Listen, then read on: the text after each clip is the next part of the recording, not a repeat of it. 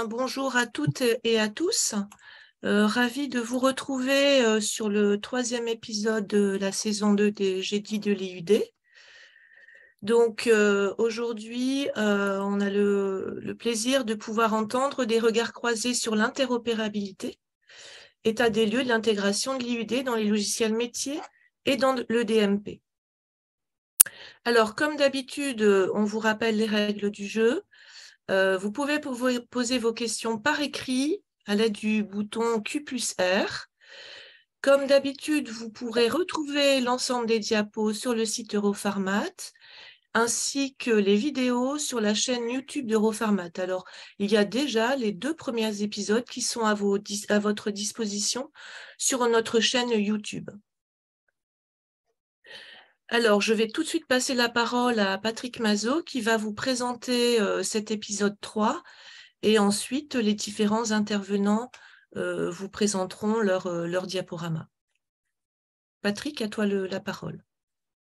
Merci Anne-Françoise.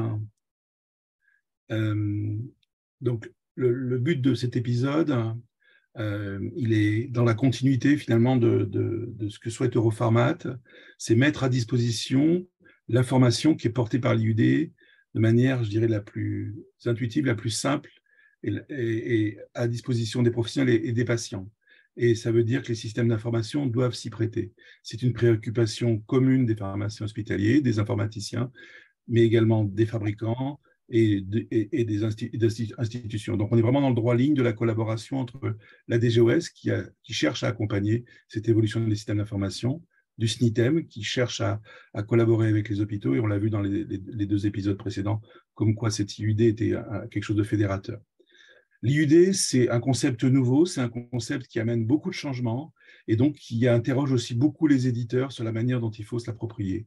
Il est assez disruptif quelque part dans sa manière de représenter l'information sur les dispositifs médicaux. Et c'est pour ça qu'on a souhaité avoir un regard nouveau, des regards croisés nouveaux, également dans la continuité de l'épisode précédent, de la saison précédente, où le sujet avait été traité par l'agent numérique en santé, M. Sebelin, et par FAST avec Étienne Dubourdieu, donc avec des éditeurs qui participent à des travaux donc, de standardisation autour de l'IUD. Donc le premier, c'est Christophe Couvreur de la société CGDIM, qui va parler de la partie amont, finalement, de l'utilisation de l'IUD, de la passation de commandes jusqu'à l'arrivée dans le système d'information de l'établissement de santé. Luc Chatis de Stéphane Firestein qui propose une approche nouvelle avec un CHU, celui de Toulouse, dans un cadre beaucoup plus global finalement de gestion des informations liées à la santé des patients, et donc illustrer comment la ressource FHIR peut être utilisée pour l'IUD. Et enfin, Florent Desgris de Stellifen, parce qu'il y a une finalité également à l'IUD, c'est de pouvoir alimenter le dossier médical partagé. Et donc, sa société travaille là-dessus et va vous présenter l'état des lieux et les perspectives. Je donne la parole à Christophe Couvreur.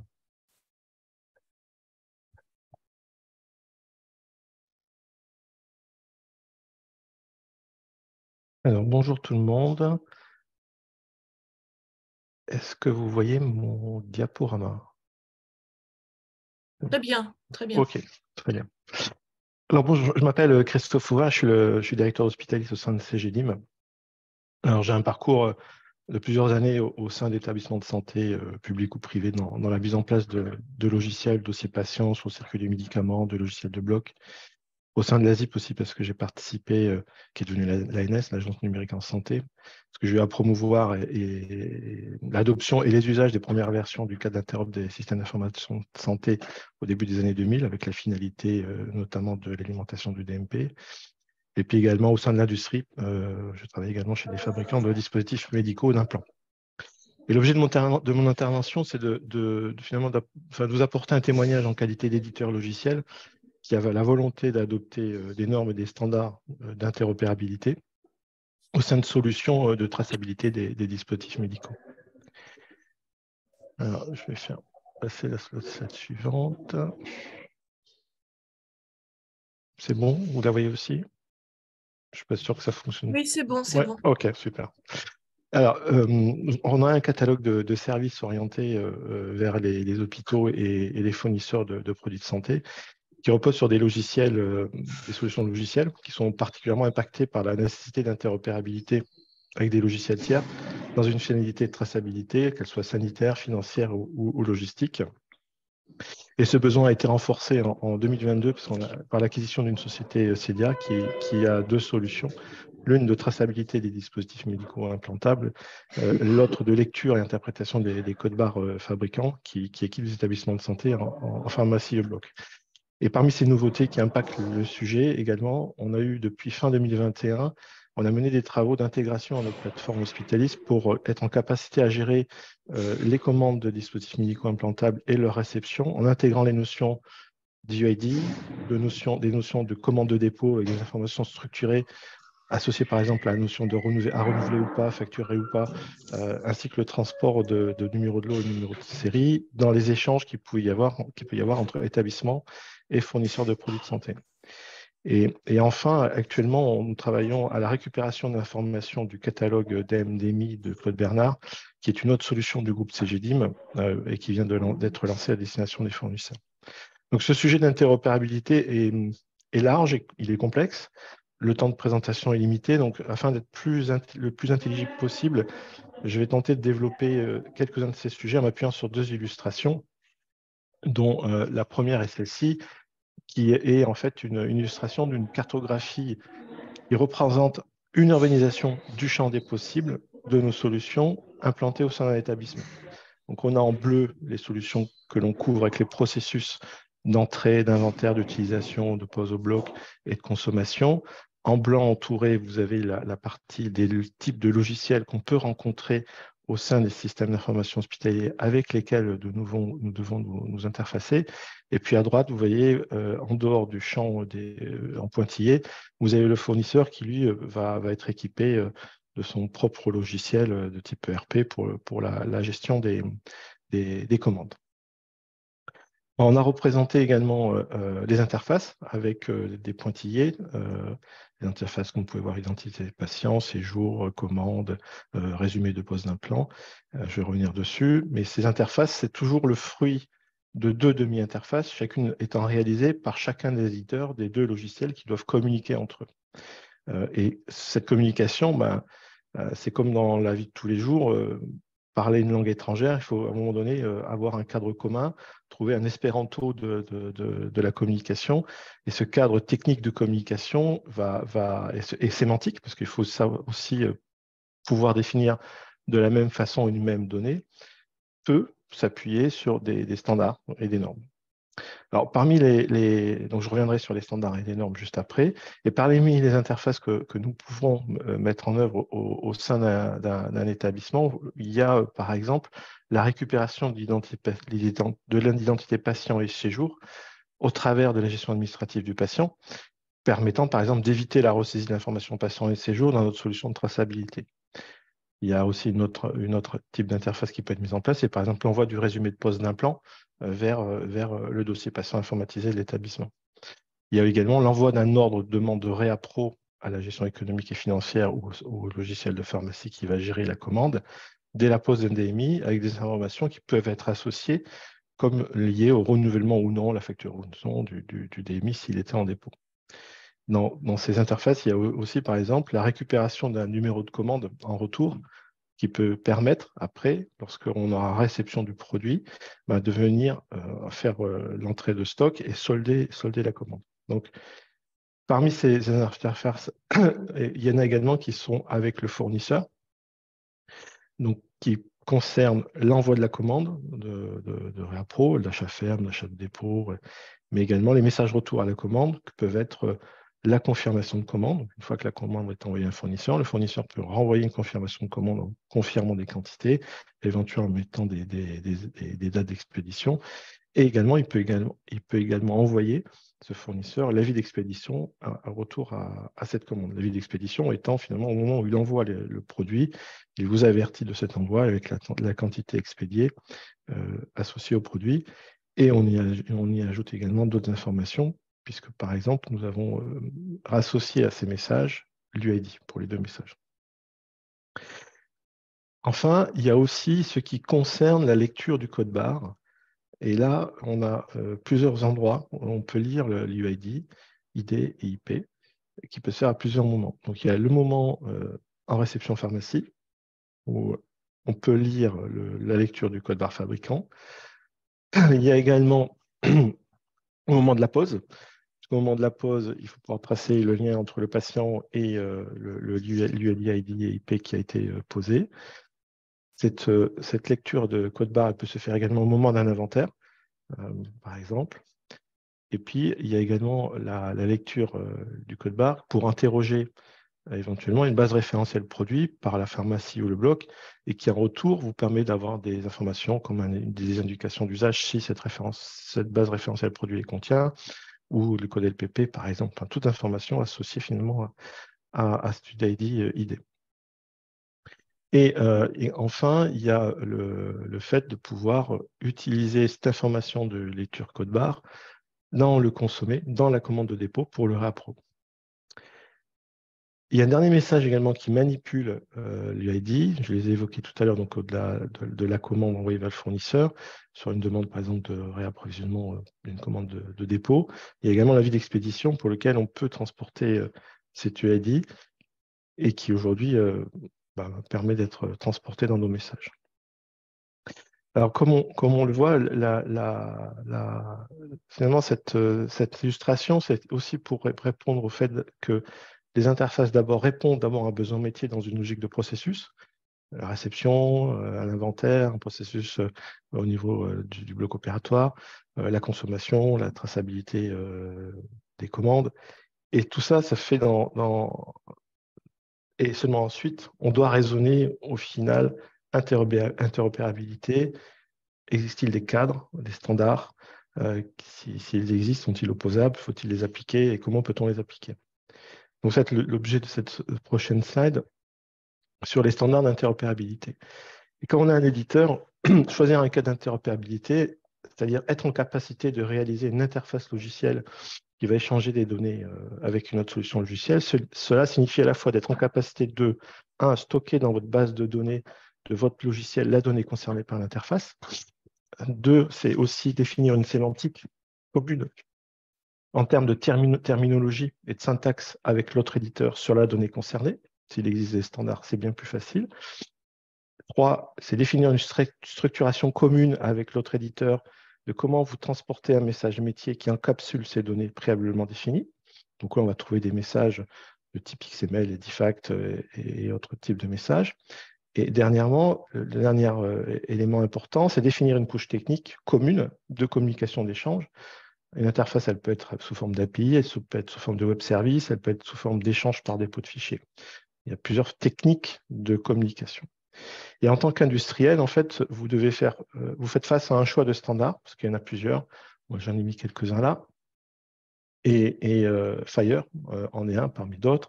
HL7, le cadre d'interopérabilité des systèmes d'information de santé, etc. Donc, vous faites alors ce choix par rapport à plusieurs critères en qualité d'industriel. Il y a les cas d'usage que vos solutions doivent couvrir, donc en termes de process et d'interopérabilité avec d'autres solutions. Il y a l'environnement réglementaire national et international opposable qui s'applique ou s'appliquera à vous et vos partenaires, que vous devez prendre en compte. Quand on a une finalité de type DMP, de type DAMED inscrit dans la loi, ça donne une force encore plus importante à votre cadre, au cadre d'interopérabilité. Il y a la demande du marché et de vos clients. Et il y a l'existence ou non de liens entre ces différentes normes, entre ces différents standards, pour la même définition, par exemple, d'une donnée. Et puis, il y a le choix ou non de standards par vos autres partenaires éditeurs, à savoir, eux aussi, vers quelle voie ils s'engagent. Et tout ça, vous devez l'inscrire finalement dans vos développements de ces demi-interfaces, dans une roadmap produit, dans le temps. Christophe, excusez-moi Christophe, mais ouais. Notre diapo ne s'affiche pas. Ah oui, pardon. Voilà. Merci. J'étais parti. Ça donne beaucoup d'incertitude à tout ça. Et donc, vous prenez des risques industriels, bien sûr, des risques qui sont finalement de faire et de défaire éventuellement vos développements de demi-interface, mais également, vous devez envisager, bien sûr, puisque à partir du moment où vous faites des développements, maîtriser l'évolution de ces interfaces, donc suivre le cadre d'interopérabilité, parce qu'il faut ensuite maintenir dans le temps ces développements via vos maintenances. Alors, parmi les choix que nous avons pris et les positions de principe pour la solution Hospitalis, on privilégie par exemple le profil IHE et HL7, que ce soit sur du structuré du CDA ou du CDR2, qui est assez bien répandu au sein des établissements de santé, qui est promu par le cadre d'interopérabilité de l'ANS depuis le début des années 2010, pour tout ce qui va concerner les circuits de données administratifs notamment, ou celles qui sont liées à la production de soins.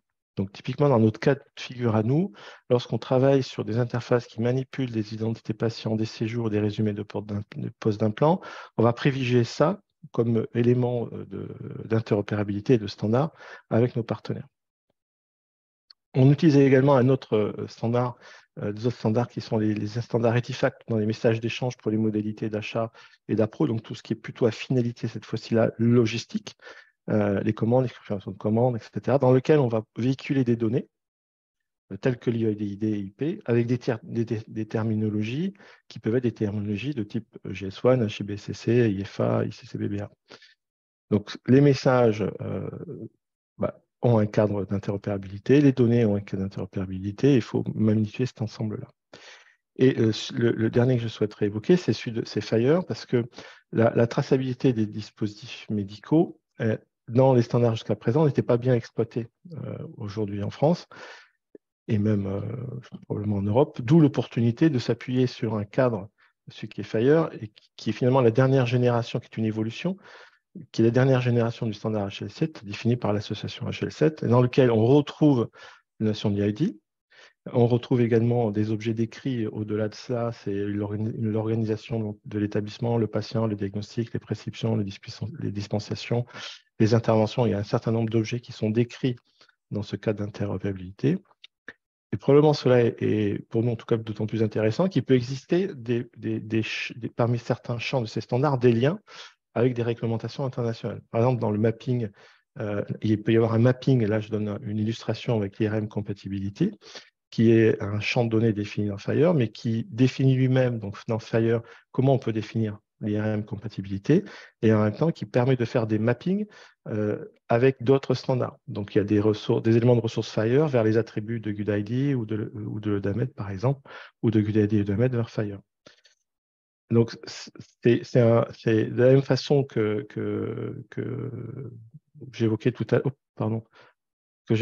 à l'heure, les autres standards Edifact ou HL7.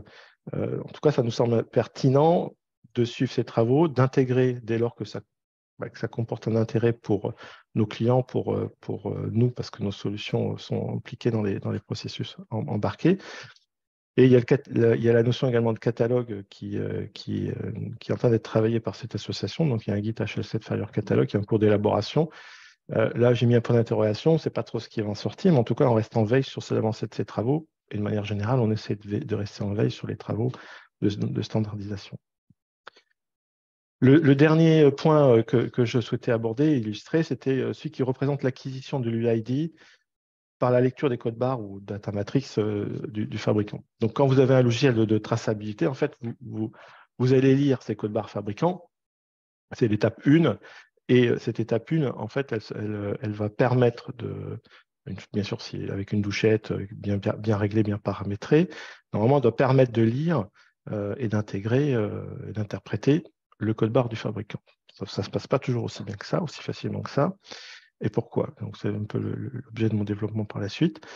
Alors ici, on représente notre composant, enfin, il y a un composant web service PUC, qui est un composant qui permet de lire et interpréter, parfois en marque blanche au sein de logiciels tiers, un code barre fabricant. Quand on lit ce code barre fabricant, on va l'interpréter.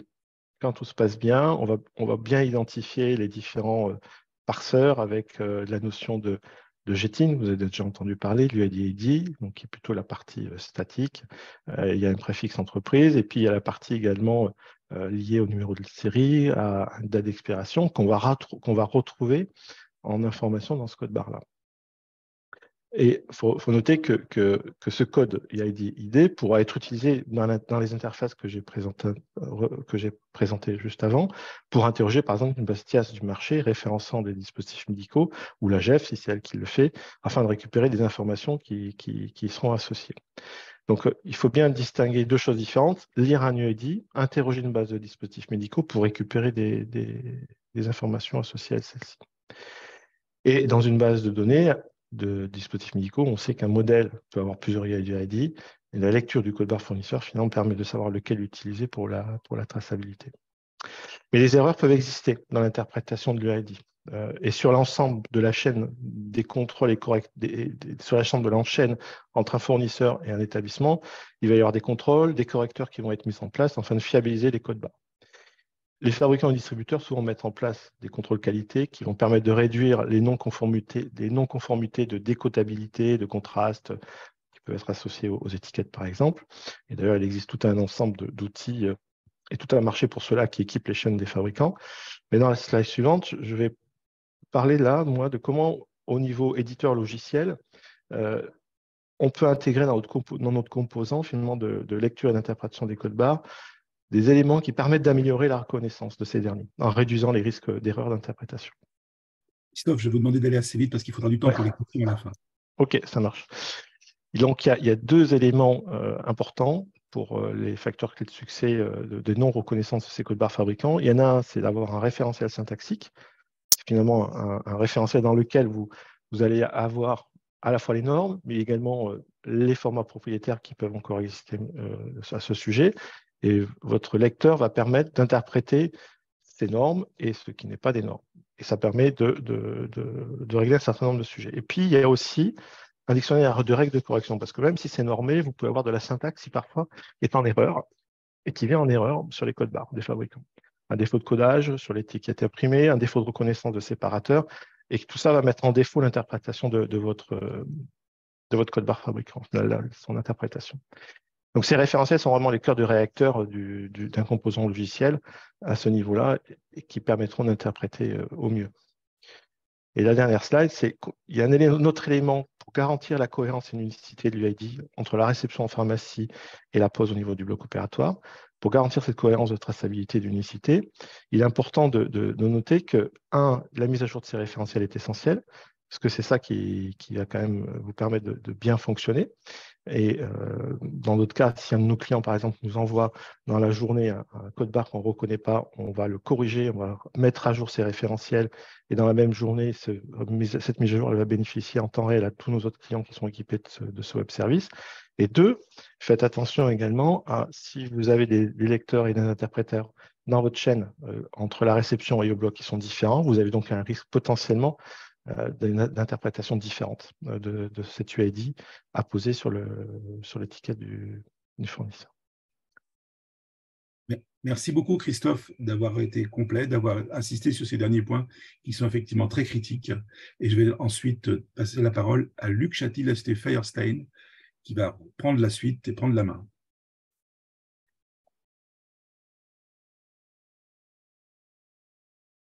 Luc, il faut prendre la parole.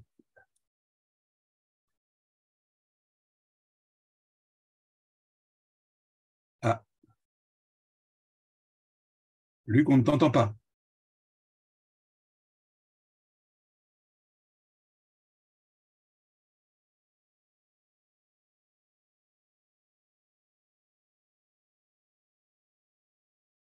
Luc, tu peux vérifier si ton micro est bien ouvert? Ah. Non, vraiment, on n'entend pas. Est-ce que vous m'entendez là? Oui. C'est parti. Je ne sais pas ce qui s'est passé, c'est pas d'avoir fait les tests avant. Alors, je partage mon écran. Donc, comme disait, merci Patrick. Par contre, Monsieur Châti, il faudrait parler un peu plus fort, s'il vous plaît. Alors, donc moi je suis de la société Feierstein, une société d'expertise sur le standard Fire, et on accompagne le CHU de Toulouse pour l'ouverture de leur SI sur un projet de plateforme Fire qui a pour objectif justement d'ouvrir le système d'information du CHU pour échanger avec le monde extérieur et des startups. Et on s'est intéressé au cas des dispositifs médicaux. Et donc, on a étudié comment l'arrivée de l'IUD avec le standard FHIR pourrait nous permettre de gérer les dispositifs médicaux sur notre plateforme. Alors, cette plateforme, donc la plateforme de données de santé du CHU de Toulouse, c'est d'abord un entrepôt de données de santé. C'est-à-dire que on arrête de pousser la donnée à tous les partenaires et éditeurs qui en ont besoin. On va stocker la donnée en FHIR sur cette plateforme et les applications vont venir chercher l'information dont ils ont besoin. C'est également un stockage métier, c'est-à-dire qu'on a séparé en plusieurs domaines fonctionnels des périmètres de données. Et donc, ça va permettre de gérer les accès. On a essayé également une composante cybersécurité parce que aucune application n'accède jamais directement aux données, mais il passe par toute une couche avec des reverse proxy et des EAI. Donc, la donnée est protégée. Cette plateforme, elle se veut également un hub pour toutes les applications possibles. C'est-à-dire que une fois qu'on a cette donnée qui est disponible, standardisée en FHIR, et derrière, les applicatifs de plusieurs fabricants vont pouvoir venir se brancher, réutiliser les données et surtout contribuer ensemble, puisque deux applicatifs vont venir enrichir les mêmes données. Alors rapidement, l'architecture. Donc on a, comme je disais, des reverse proxy à la fois vers le monde extérieur et vers l'intérieur de l'hôpital. On a un EAI qui fait la redirection vers plusieurs serveurs FHIR qui sont séparés en domaines fonctionnels. Donc un qui va gérer plus l'administratif, un qui va gérer les terminologies et les connaissances, un qui va gérer le dossier médical, un qui va gérer tout ce qui va être inventaire, ressources hospitalières, structure, etc. Un qui va gérer plus l'équipe de soins, donc cercle de soins, cahier de liaison, la facturation, et un dernier qui va être tout ce qui va être sécurité et traçabilité. Alors, dans notre cas, ce qui est intéressant, c'est que dans le cadre de l'interopérabilité des systèmes d'information de santé, il y a déjà des choses qui existent en FHIR pour cadrer un certain nombre de choses. Donc, il y a un volet sur la traçabilité des dispositifs médicaux, donc qu'on retrouve sur le CICF-1. Donc, c'est un document de 64 pages qui explique comment est-ce qu'on va modéliser, échanger et tracer les dispositifs médicaux en FHIR. Alors, pourquoi est-ce qu'on utilise le standard FHIR? Tout simplement, c'est le standard qui, à l'heure actuelle, est le plus utilisé au niveau mondial et dont l'adoption est la plus rapide. Par exemple, aux États-Unis, c'est désormais obligatoire d'utiliser le standard FHIR pour échanger les données médicales. C'est également le plus adapté à la modélisation et à l'échange d'informations médicales, donc dispositifs médicaux, médicaments, etc. Dans notre cas, dans le cas du dispositif médical, absolument toutes les informations fabricants peuvent être transformées en ressources FHIR.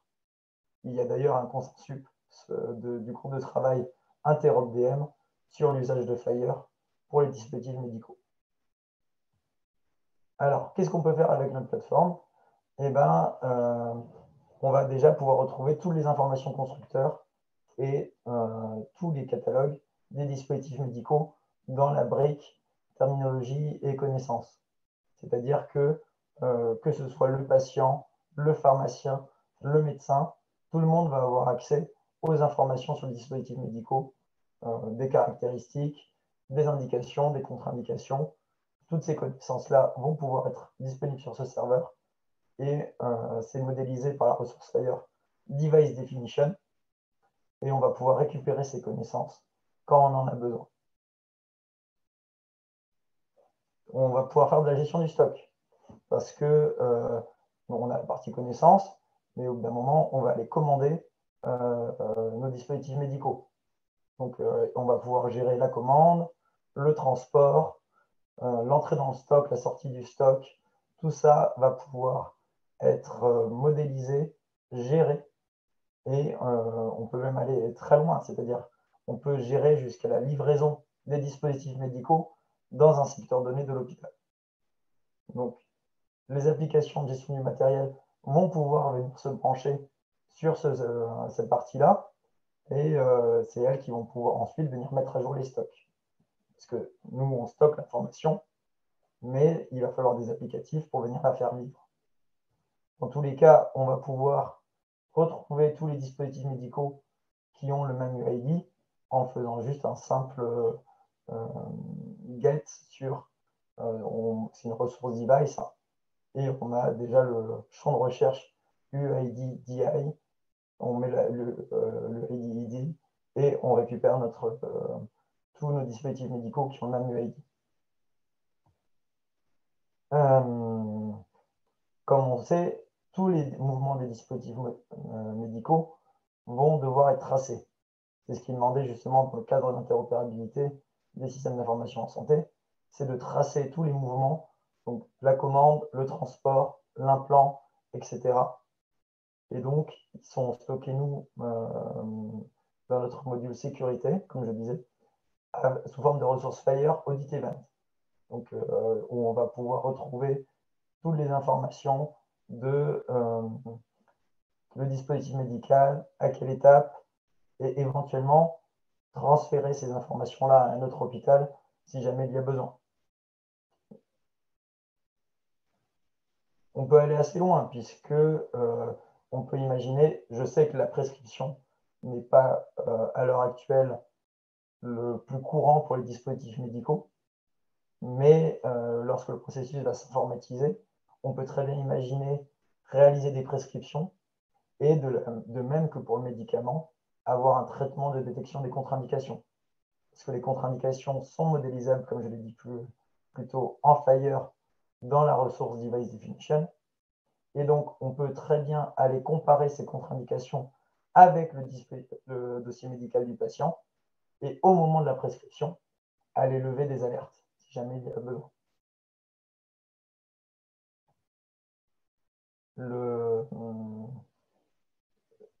On va forcément, le dispositif médical, là, la question c'était sur les dispositifs médicaux implantables. Donc, comment est-ce qu'on va faire pour tracer ces informations-là dans le dossier médical? Et bien, c'est toujours pareil. En Fire, il y a une ressource qui s'appelle procédure qui va permettre de tracer l'implant de ce dispositif médical. Mais on va également pouvoir tracer dans le dossier médical les conséquences de cette implantation. Par exemple, on peut, si jamais on implante un pacemaker, créer dans le dossier médical du patient un intensiveur médical qui va être implantation d'un pacemaker cardiaque. L'objectif, c'est quoi? C'est de pouvoir détecter qu'ensuite, il ne faut pas faire passer d'IRM à cette personne. Donc voilà, ça, c'est ce qu'on est capable de faire avec Fire. Et un dernier point, un dernier cas d'usage envisageable, en cas de rappel, on va pouvoir retrouver tous les patients qui ont été implantés et les prévenir grâce à l'IUD. Donc, on est averti qu'un dispositif doit être rappelé. Pareil, c'est du Fire. Il y a une detected issue sur la device. Et on va chercher en Fire, dans les dossiers médicaux, tous les patients qui ont une procédure avec le dispositif de cette IUD. On a alors détecté tous les patients qu'il faut prévenir et il suffit derrière de les prévenir. Voilà, donc là c'est juste pour vous donner une idée de toutes les fonctionnalités qu'on peut avoir en Fire pour gérer les dispositifs médicaux. Derrière, il y aura forcément des applicatifs qui vont venir rajouter leur valeur et leur plus-value. Mais voilà tout ce qu'on sera capable de faire demain avec la plateforme du CHU Toulouse. Et je vais laisser Mathieu Bourquin du CHU intervenir sur la fin pour conclure. Bonjour, donc Mathieu Bourquin, moi je suis responsable du département développement et interopérabilité au sein de la direction des services numériques du CHU de Toulouse. Donc déjà, je voudrais remercier Luc qui, à travers cette présentation, porte la voix du CHU de Toulouse et nous apporte son expertise sur le standard FHIR. Vous avez compris que le FHIR, du coup, ça ouvre une nouvelle opportunité pour du partage, pour améliorer le partage de la donnée. L'ensemble des présentations que vous avez eues depuis ce matin, donc les 2 présentations-là, prouvent bien que ça va nous apporter beaucoup plus que ce qu'on peut faire actuellement. Mais concrètement, voilà comment nous, on souhaite l'implémenter au sein de notre établissement, ce cas d'usage des dispositifs médicaux. Dans quelques semaines, on va déterminer le choix du partenaire qui va nous accompagner dans la mise en place de notre nouvelle plateforme et qui devrait être installée pour juillet 2023. Sur le second semestre de l'année, nous avons déjà planifié l'implémentation d'un cas d'usage autour du partage de la donnée patient avec un établissement proche de notre CHU. Notre objectif est de montrer que le FHIR est en effet l'avenir de l'interopérabilité, que ce soit pour les établissements, mais que ce soit aussi pour les éditeurs, donc l'ensemble du monde médical. Comme présenté sur la diapositive, nous pourrons donc nous entamer les travaux autour des dispositifs médicaux à partir de janvier 2024. Et nous commencerons par recenser précisément les besoins fonctionnels du CHU avec le métier. C'est en filigrane tout le long des présentations. C'est le métier qui va nous décrire ses besoins et ses envies, ses manques surtout, et comment, à travers notre plateforme, nous pourrons y répondre. Ensuite, la première étape, entre guillemets, technique pour nous, ça sera d'intégrer techniquement, comme présenté par Luc, l'ensemble des dispositifs dans la plateforme. On aura un référentiel des dispositifs dans notre plateforme et qui sera un prérequis pour l'ensemble de la suite des travaux, que ce soit pour une application qu'on va développer nous-mêmes ou que ce soit pour qu'un éditeur puisse compléter des données ou s'appuyer sur les données qu'on aura stockées. Donc, ces travaux vont durer sur le second trimestre de l'année 2024. À partir de ce moment-là, on aura le recueil du besoin est effectué, les dispositifs médicaux sont enregistrés dans la plateforme. Et du coup, avec le recueil du besoin effectué avec le métier, ça va nous permettre de prioriser les différentes tâches à réaliser. Est-ce que nous allons commencer par de la gestion de stock, comme du catalogue, de la prescription, de la gestion des rappels, tous les cas potentiels qui vous ont été présentés par Luc précédemment. Et bien là, ce n'est pas nous qui choisissons, mais c'est vraiment le métier qui va du coup prioriser les développements que nous allons réaliser en fonction de ses besoins et du coup des manques qu'ils ont actuellement et aussi en fonction aussi des éditeurs qui vont nous suivre à travers cette plateforme. Comme vous pouvez le constater, nous sommes sur des travaux qui vont s'étendre dans le temps. Mais tous les acteurs, que ce soit DSI, éditeurs, métiers, doivent apprendre à maîtriser cette nouvelle technologie. Donc, ce n'est pas quelque chose qu'on pourra faire en quelques jours. Donc, vous voyez, le planning, pour l'instant, on est sur déjà 1 an et ça va durer le temps d'implémenter l'ensemble. Ça risque de durer sur 1 an ou 2 ans. Après, ça dépendra toujours des moyens et des ressources et à quelle vitesse l'éditeur, DSI et métiers prennent en main ce nouveau standard. Donc voilà, on en arrive à la conclusion de la présentation. Donc on peut laisser nous la main et on attend vos questions pour après. Merci Mathieu, merci Luc, c'est très clair. C'est effectivement un petit peu ce que je disais au départ. L'IUD, on nous propose un schéma nouveau et avec FHIR, ça permet finalement d'accélérer la mise en œuvre de schémas nouveaux autour de l'interopérabilité. En fait, c'est vraiment vu sous l'angle de l'interopérabilité. Et pour conclure, je vais donner la parole à Florent Desgrippes qui va illustrer comment ces données, une fois qu'elles sont concentrées, peuvent être ensuite diffusées auprès du DMP. À toi, Florent, la parole. Je vais partager, j'espère que vous m'entendez, et je vais partager la présentation que je vais mettre en slideshow. Je ne sais pas si vous voyez vous me dites si vous voyez bien mon écran qui se charge normalement. Ça se charge. Voilà, c'est parti.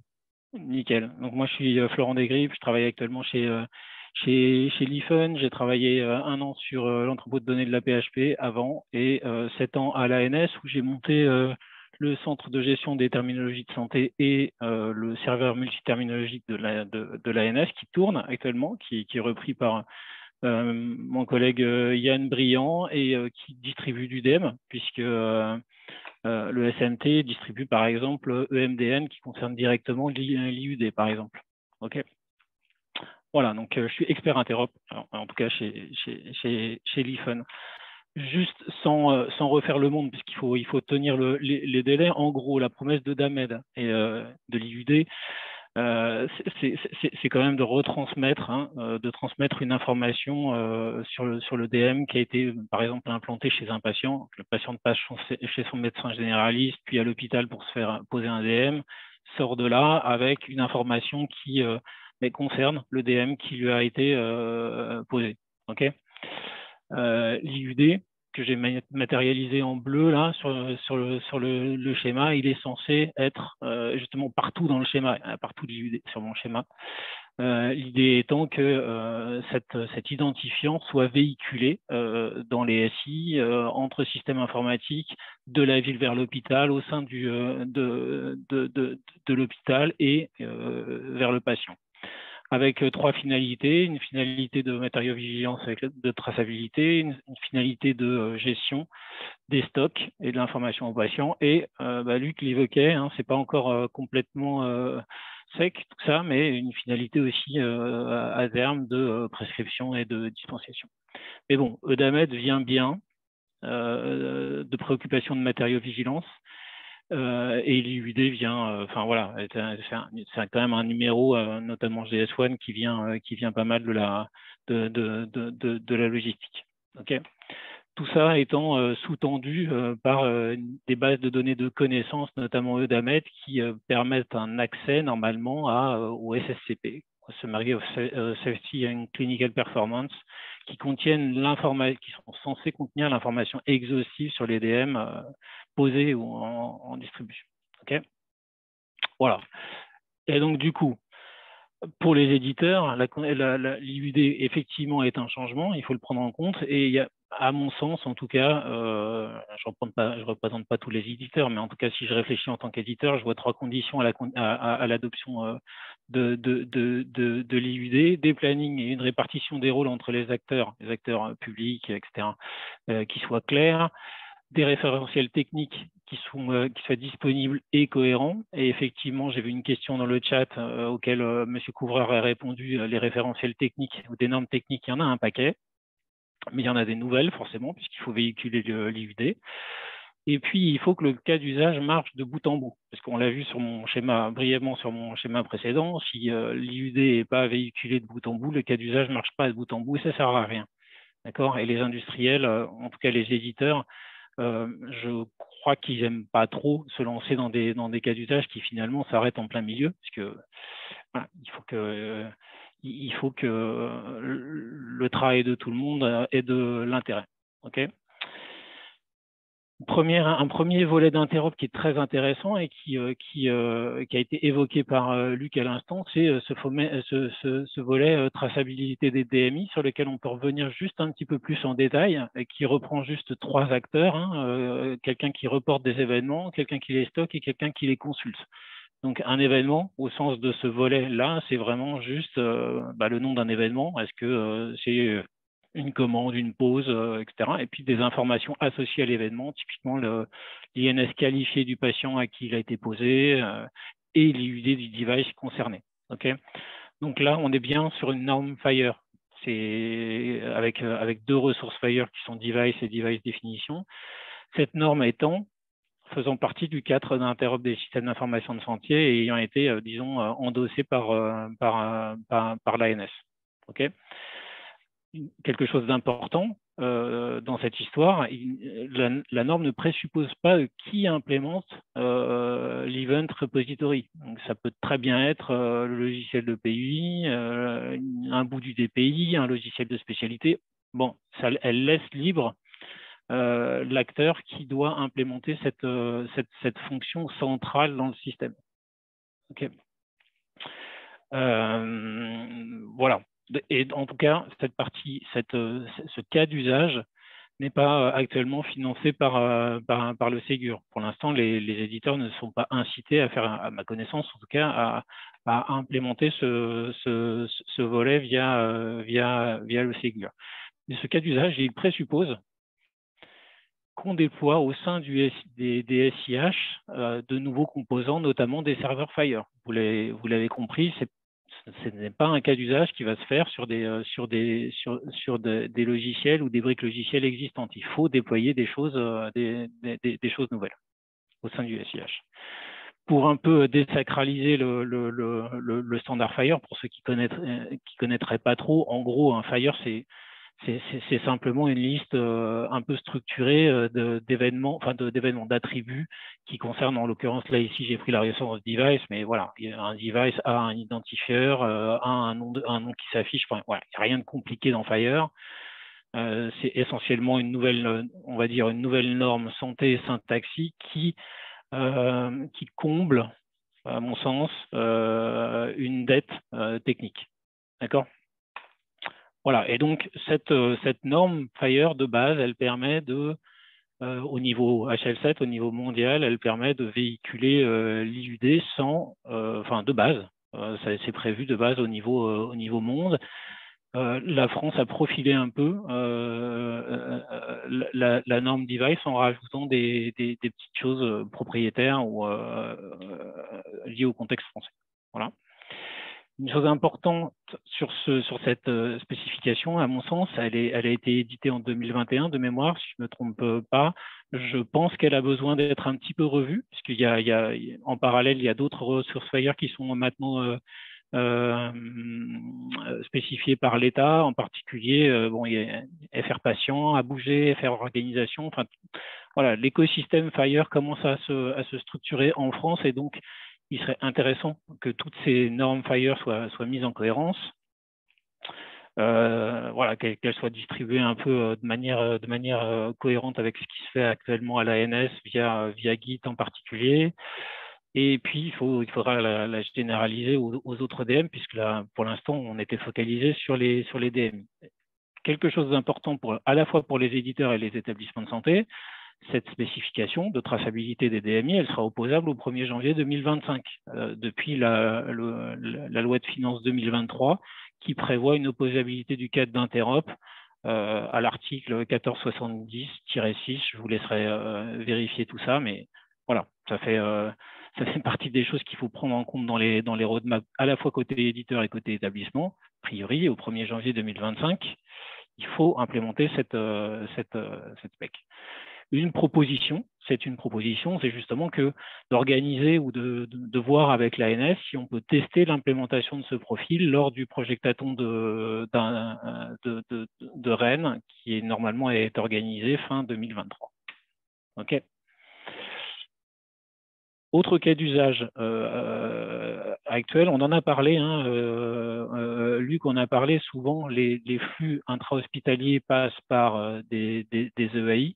Ça répond aussi, ça fait écho à ce que disait Monsieur Couvreur sur les demi-interfaces. En général, effectivement, il y a beaucoup de choses qui se passent en direct entre la gamme et le DPI, mais bon, souvent, ces éléments dans le SIH passent par un élément intermédiaire qui est un EAI ou une plateforme d'intermédiation, PFI, qui s'envoie des messages d'interopérabilité, par exemple HL7V2, qui permettent de changer en théorie, de changer une gamme sans changer le DPI et vice-versa, en tout cas de s'imposer en interne des normes d'interopérabilité qui ne cassent pas toutes les liaisons bilatérales et qui évite de démultiplier les flux. Okay, bon, à partir en général, les EAI, PFI, ils distribuent des codes. Il n'y a pas de problème. Enfin, l'IUD n'est pas interprété à ce niveau-là, donc on peut dire qu'ils supportent déjà ce type de code. Pareil, sans doute pour les logiciels de gestion de pharmacie ou les ERP dont parlait Monsieur Couvreur, l'IUD est déjà pris en compte. Voilà. Côté DPI, il faut sans doute afficher des petites choses nouvelles liées à l'IUD, à tous ces attributs. Bon, en plus, il y a 4 IUD différents, en 4 formats différents, GS1, HIPBC, etc. Donc, ça ne s'affiche normalement pas pareil. C'est un application identifier GS1 ou HIPBC, c'est pas pareil. Voilà. Donc, mais en tout cas, à partir de là, il est possible, à partir de ce SIH, il est possible d'envoyer au DMP une lettre de liaison de sortie qui concerne le patient et ce qui s'est passé pour le patient lors de son séjour à l'hôpital. Et cette lettre de liaison de sortie, elle est spécifiée au cadre d'interop des systèmes d'information de santé. et elle prévoit le codage des dispositifs médicaux. Okay, donc, il est possible d'envoyer cette lettre au DMP de liaison de sortie qui, à son tour, alimente mon espace santé. Mon espace santé et le DMP restent deux systèmes pas disjoints, mais très liés l'un à l'autre. Et surtout, les professionnels de santé, ils sont plutôt toujours en lien avec le DMP pour l'information médicale. Okay. Et enfin, le patient peut consulter via mon espace santé sa lettre de liaison qui contient en texte libre, dans ce cas-là, dans le cas de mon schéma, l'IUD qui lui a été posé. OK. Voilà, pareil pour MS Santé. MS Santé permet de véhiculer cette lettre de liaison et de l'envoyer, par exemple, au médecin traitant ou en ville. Laurent, je vais te presser, mais on n'est plus très loin de la fin. Eh ben, ça marche, donc j'ai quasiment fini. La lettre de liaison, en tout cas, elle répond à l'arrêté du 8 septembre 2021 qui demande aux établissements d'envoyer les informations qui correspondent à la carte d'implant. C'est un cas d'usage qui est financé Ségur et elle permet un affichage à l'humain. Par contre, elle ne permet pas une exploitation facile de l'IUD par d'autres logiciels. D'accord ? Voilà. En Ségur Vague 2, il sera ou Vague 2 ou supérieur, on peut espérer que la lettre de liaison soit fournie de manière structurée au DMP et donc consultée de manière un peu plus efficace, en tout cas que l'IUD soit consulté de manière un peu plus automatique par les logiciels de ville, la pharmacie ou etc. D'accord ? Ça permettrait aussi aux patients de consulter les fiches de dispositifs médicaux en ligne sans avoir à ressaisir par exemple un IUD ou à la main. Voilà. Juste pour vous donner une dernière idée, le DMP prévoit historiquement 3 manières de représenter les dispositifs médicaux de manière structurée, donc avec 3 sections différentes qui sont une section structurée, une section en texte libre et puis une section dédiée à la lunetterie dentisterie. Voilà. Ben voilà, donc pour nous éditeurs de logiciels, l'IUD, c'est maintenant, et en se préoccupant de toute la chaîne d'information.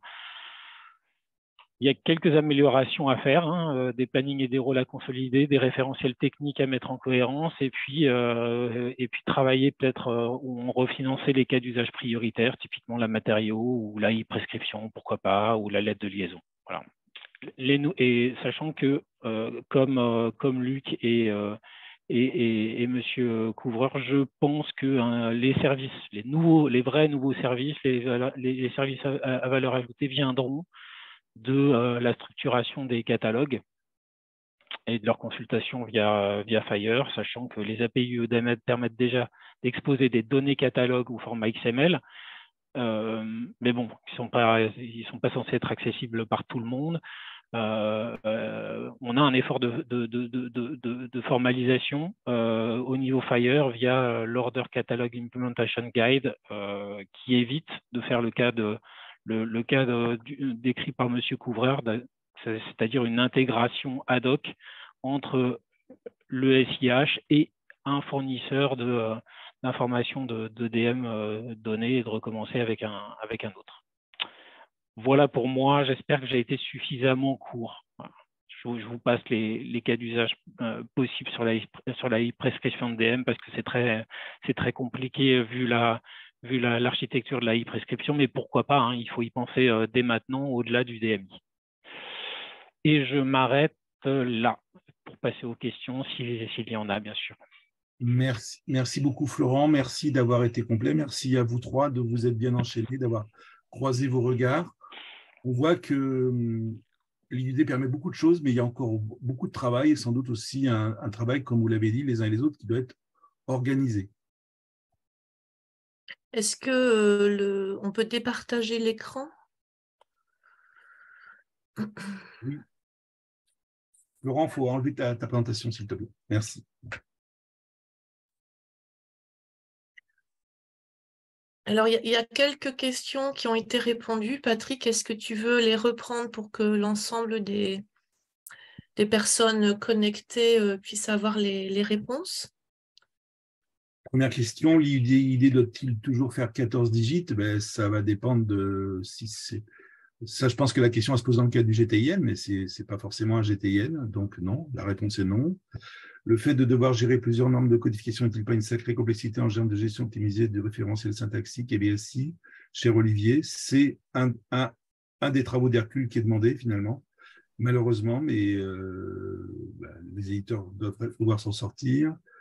Bonjour, vous avez donc récupéré et codé des historiques de pose EDMI. Vous êtes remonté à quelle temporalité? Alors, je ne sais pas à qui se pose la question précisément. Si, il y a la réponse de Christophe Couvreur. CD Hospitalis a développé des référentiels de syntaxe avec de correction pour la base des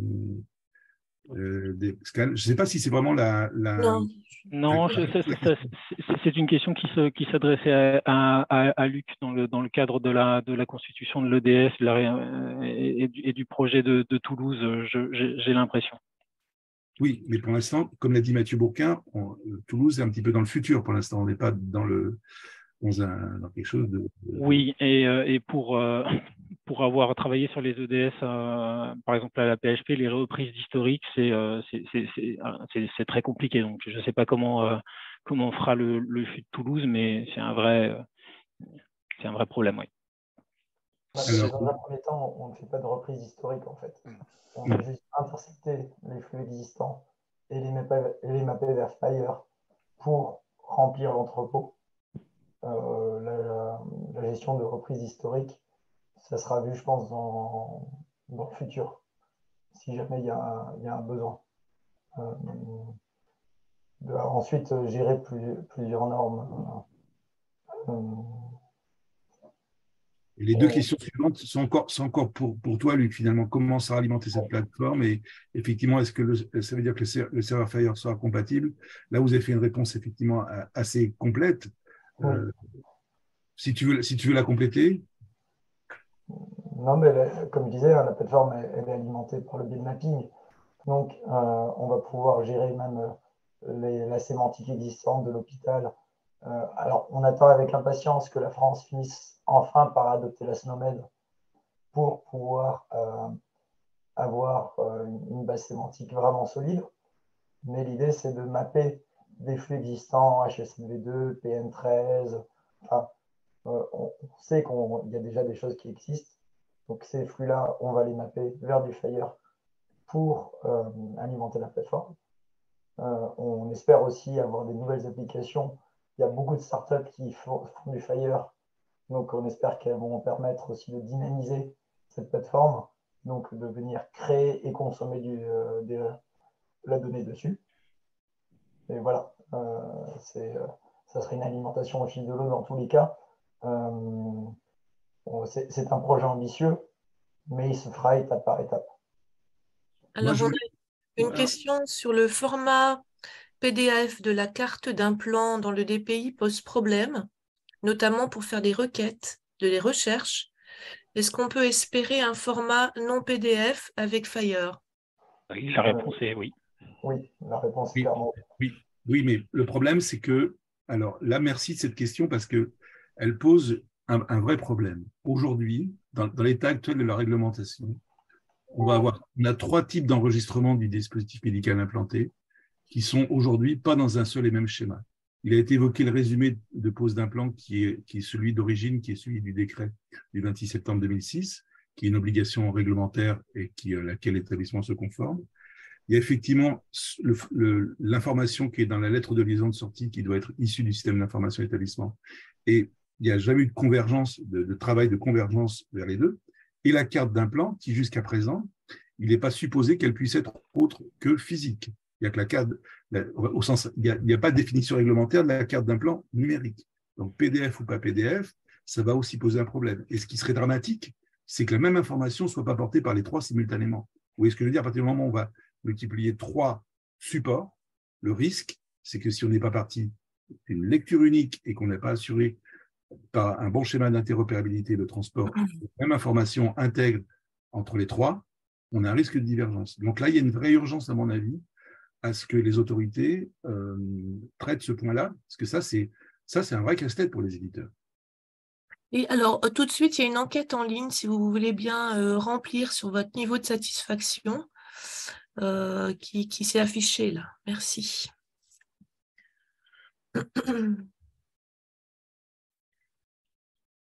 Pour rebondir sur ce que disait Patrick, oui, nous, on attend vraiment que les normes soient, sur ces sujets-là, bien mises en cohérence par l'État, clairement.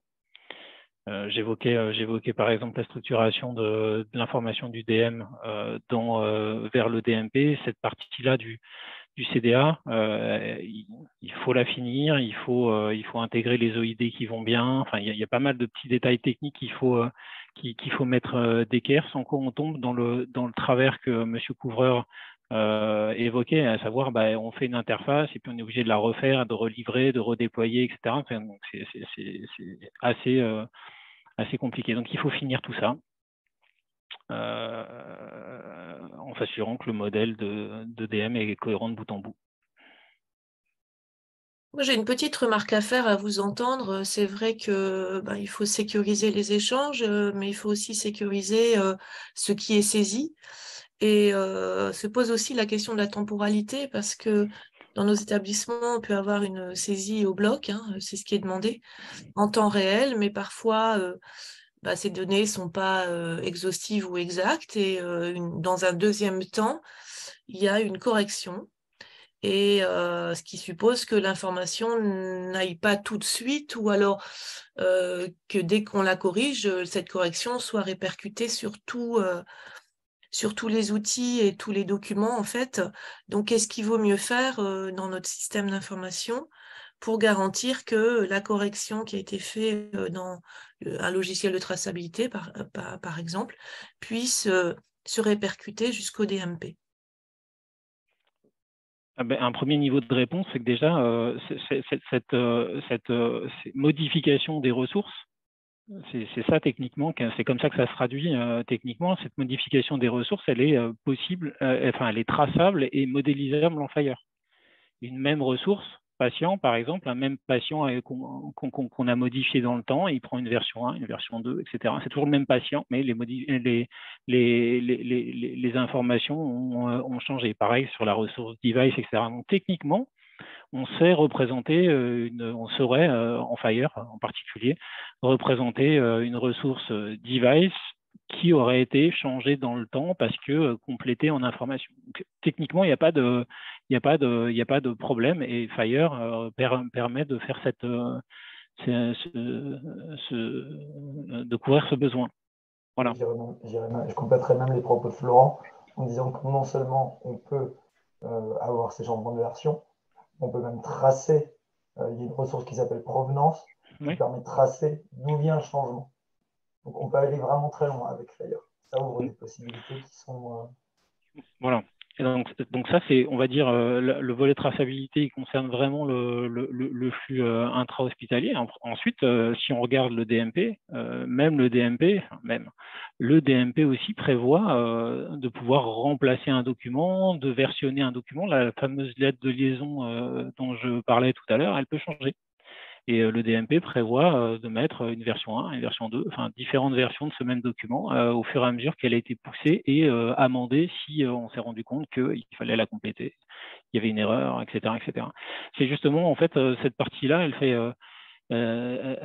pour le coup, pour le DMP, elle est moins facile qu'en Fire. C'est pas très facile d'updater une ressource dans le DMP, et ça fait partie justement un peu de la valeur ajoutée des PFI qui savent reprendre, qui savent rejouer des documents sur le DMP, qui savent gérer aussi les coupures simplement du DMP, qui font tiens, DMP pas disponible, je réessaye plus tard, etc. Donc voilà, on sait faire. Techniquement, on sait faire. Peut-être pour compléter ce que viennent de dire Luc et Florian, il y a aussi la partie référentielle, parce que l'interopérabilité fonctionne avec des données. Encore faut-il avoir des référentiels de données propres, justes. Et je pense vous faites face, des établissements, à des problématiques de comment maintenir ces référentiels produits. Sur le marché, il commence à y avoir quand même, depuis quelques temps, des référentiels produits sur les DM, les DMI. Tous ne se valent pas, je pense que ça aussi à challenger. Je prends juste un exemple, les indications d'usage, certains dans ces référentiels ont des données structurées, d'autres pas. On a parlé tout à l'heure de la ressource catalogue, hein, faire de la classification des DM, là aussi, ça ne se vaut pas. Donc, il y a encore collectivement en fait, à faire des efforts sur ces bases référentielles, quoi. Et je ne parle pas des fournisseurs parce que c'est quelque part de la même façon, parce que les fournisseurs, eux aussi, ont cette problématique-là, avec l'émergence de l'UID. Comment gérer plusieurs UID Oui. ID, voilà, parce que derrière, si nous, on vient à transporter cette donnée, et si elle n'est pas juste d'un point de vue électronique, hein, je ne parle pas de la lecture du code barre fabricant qui reste, pour moi, aujourd'hui, la meilleure fiabilité, finalement, de la traçabilité, parce que même si on transporte en retour des UID dans les messages avis d'expédition qui viennent des fournisseurs, il serait très intéressant à un moment donné de faire la réconciliation entre le physique reçu et le message électronique reçu pour voir si vraiment on relie et on a reçu dans le message électronique le même UID, qui n'est pas garanti. Non, mais c'est essentiel. C'est un des points clés de la sécurisation du circuit sur lequel Anne-Françoise s'est déjà exprimée dans l'épisode 2. Tout à fait. Il y a une question, et je pense qu'on sera la dernière vu le temps, qui s'adresse plutôt à Christophe. Hospitalis est donc capable de remonter l'IUD ID posé dans la commande via EDI, point d'interrogation. Oui, tout à fait. On a mis en place dans notre base de données cette capacité de pouvoir véhiculer du logiciel qui vient de faire la traçabilité de la pose, le DMI avec le numéro de lot, le numéro de série qui ont été posés, et associer également des informations qui peuvent être sur le à renouveler ou pas, à facturer ou pas, le transporter vers une GEF pour qu'après elle puisse envoyer l'ordre de régularisation de cette commande. Ça, nous, on sait faire cette demi-interface, encore faut-il après que la GEF sache l'intégrer. C'est un autre sujet, on revient sur le débat de tout à l'heure. Il y a des demi-interfaces qui doivent communiquer et se parler, quoi. Ok, je pense que Patrick, on peut clôturer cet épisode. Je te laisse le mot de la fin. Merci en tout cas à tous de votre participation active et de vos présentations. Merci Anne-Françoise, merci à vous trois et même vous quatre, puisqu'il y avait Mathieu effectivement qui s'était associé à Luc pour effectivement nous avoir montré l'envers du décor déjà, vous en tant qu'éditeur, comment vous représentez cette problématique, le fait que vous paraissez effectivement tous très demandeurs, que ça avance, que ça bouge, vous êtes dynamique, vous êtes comme nous, vous pensez que l'idée est porteur d'espoir, donc vous êtes aussi à nos côtés. Maintenant, effectivement, comme on l'a dit, il y a tout un écosystème qui doit être construit. On a compris qu'il y a des attentes vis-à-vis des pouvoirs publics, mais qui sont aussi partie prenante, puisque la DGOS fait partie des jeudis de l'IUD et porteuse des mêmes messages et souhaite accompagner l'établissement. Donc là, je pense qu'on peut être désormais optimiste. J'espère en tout cas que vous avez également satisfait les besoins de l'Assemblée. On a eu plus d'une centaine, j'ai pas des... 30, on est monté à 132. 130. Donc, c'est un bon chiffre, je pense. Vous avez suscité de l'intérêt. Je vous remercie beaucoup. Et comme l'a dit Anne-Françoise, ça sera disponible sur YouTube très prochainement. Oui, normalement, oui. Et merci à tout le monde. Merci également aux participants. Et